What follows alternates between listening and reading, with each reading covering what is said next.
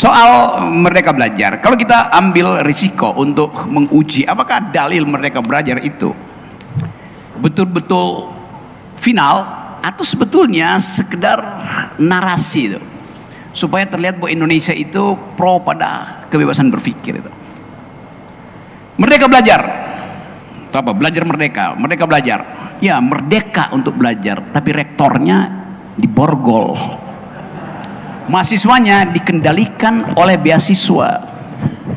Begitu Anda dapat SIP, KIP, Anda lalu merasa jangan memberi kritik, nggak enak kita dapat KIP dari negara, dari Presiden Jokowi. Jadi Anda takut untuk merdeka, untuk mengucapkan pikiran merdeka, karena Anda diasuransikan di dalam hegemoni yang disebut sebagai beasiswa. Padahal beasiswa Anda itu adalah pajak saya, pajak guru gembul, pajak Mas Sidik, pajak Diki. Kita kumpulin pajak supaya anak-anak didik kita itu tidak dibebani hanya karena daya belinya kurang. Kalau daya beli Anda bagus, Anda tidak memerlukan beasiswa.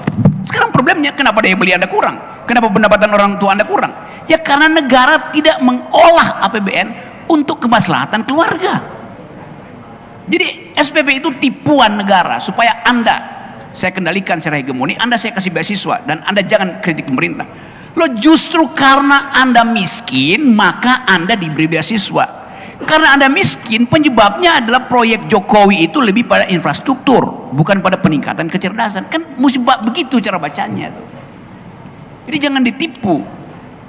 Mesti Anda bilang, saya tolak SPP itu. Saya berhak untuk dapat pekerjaan supaya saya bisa membayar diri saya sendiri. Maka tugas pemerintah, ciptakan lapangan kerja buat orang tuamu. Kan begitu logikanya, teman-teman mudaku. Itu intinya berpikir tuh. Oke, itu poin pertama. Poin kedua, Merdeka Belajar tetapi masih ada kurikulum, konyol namanya.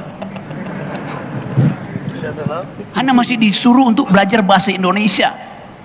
Udah mahasiswa masih disuruh belajar bahasa Indonesia. Lalu selama SMA ngapain?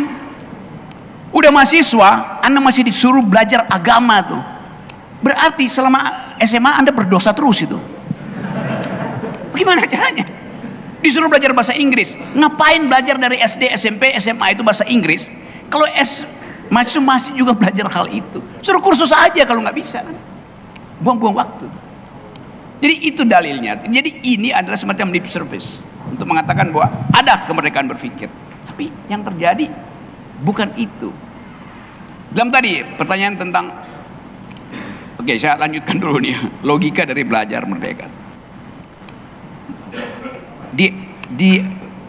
Sebetulnya di beberapa negara bagian di Amerika, terutama di pantai barat sekitar California, San Francisco situ, mahasiswa yang masuk ke college atau community college itu, biasanya itu universitas yang dikelola oleh kabupaten atau provinsi itu, kalau Anda datang ke kampus, rektornya akan bilang begini, itu kamar Anda di atas, dorm Anda di atas, asrama Anda di atas, kos-kosan Anda di atas. Besok pagi turun ke kantor saya ya anak, Kang, Mas, dan bawa kurikulum yang hendak kau pelajari. Seradikal itu yang namanya Merdeka Belajar. Anda disuruh tulis sendiri kurikulummu, akan di-provide oleh mentor. Itu yang dipersoalkan tadi oleh teman. Kenapa nggak anak kedokteran nggak ngerti politik? Kenapa anak politik nggak ngerti hukum? Kenapa anak hukum nggak mau belajar filosofi? Karena konsepnya ditentukan oleh pembatasan-pembatasan ilmu. Sekarang itu diubah di beberapa negara bagian Amerika. Anda datang tulis sendiri kurikulummu. Saya dari Bandung, saya hanya mau belajar 4 mata kuliah. 1 environmental ethics, 2 soal sejarah ilmu fisika, yang ketiga soal anatomi manusia, yang keempat soal startup. Selesai. Yang lain saya mau pelajari. Kenapa? Anda bisa belajar sendiri di semua fasilitas terbuka. Kuliah gratis di internet banyak betul. Anda hanya ingin mendalami 4 itu. Nanti kalau Indonesia bagaimana kalau cuma belajar 4 itu? Nggak dapat ijazah Anda. Bilang, saya nggak perlu ijazah. Karena banyak orang yang mengakui punya ijazah tapi palsu. Ngapain coba? Kan itu dasarnya kan. Anda lulus, Anda mendaftar di perusahaan, korporasi Amerika itu, Eropa terutama sekarang, dia nggak lihat ijazahmu, dia Google, Anda udah bikin apa? Anda udah berpikir apa? Jadi track record Anda dibaca setiap saat karena Anda mengekspos diri Anda melalui sosial media. Dengan mudah algoritma baca tuh. Pinjam chat GPT buat tahu apakah Anda paham hubungan antara satu partikel yang sedang diuji di laboratorium Harvard University dengan problem kemaksiatan lingkungan di Indonesia. Apa namanya itu? Butterfly effect. Kerusakan, gugurnya satu pohon yang ditebang di Kalimantan bisa menimbulkan badai di California karena kondisi homeostatisnya berubah tuh. Kan itu logik di situ kan. Kenapa hutan Amazon tetap subur dan kenapa gurun Sahara gundul? Fungsi gurun Sahara itu adalah membawa fosfor dari bumi Afrika supaya tiba di hutan Amazon, karena kedudukan gunung Sahara dan hutan Amazon itu paralel.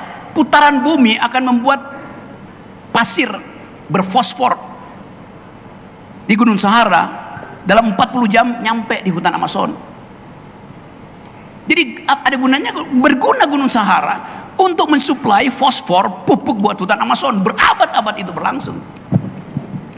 Ada orang nggak mau pelajari itu? Banyak orang pelajari.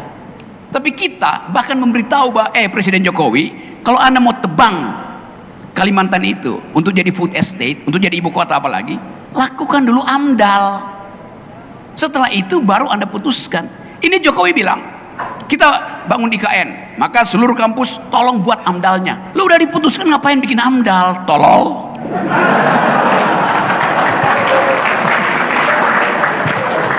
Itu stupidity-nya di situ, kedunguannya di situ. Itu yang menyebabkan Indonesia artinya akhirnya dihukum oleh Uni Eropa. Dalil Presiden Jokowi dan kabinetnya, produk ekstraktif kita termasuk hutan green, oke. Ya memang hilirnya yang disebut hilirisasi sekarang kan, memang di hilir itu bersih. Tapi kenapa Amerika nolak? Kenapa Eropa nolak? Karena milenial Eropa, anak-anak muda Eropa periksa jalan pikiran dari hilirisasi itu. Ternyata penguasaan ekstraktif industri, tambang, kayu, segala macam di hulu hanya dikuasai oleh 4 perusahaan besar. Jadi itu monopolistis. Dia tidak peroleh itu melalui kompetisi bisnis yang fair. Maka kesimpulannya, di hilir dia bersih, di hulu dia kotor. Karena manipulasi politik. Akibatnya turun regulasi Eropa tuh. Indonesia dan Malaysia di ban. Marah-marah Presiden Jokowi. Kan hilirisasi, bukan di hili masalah hilir. Hulu masalahnya. Hulu itu artinya otak Presiden.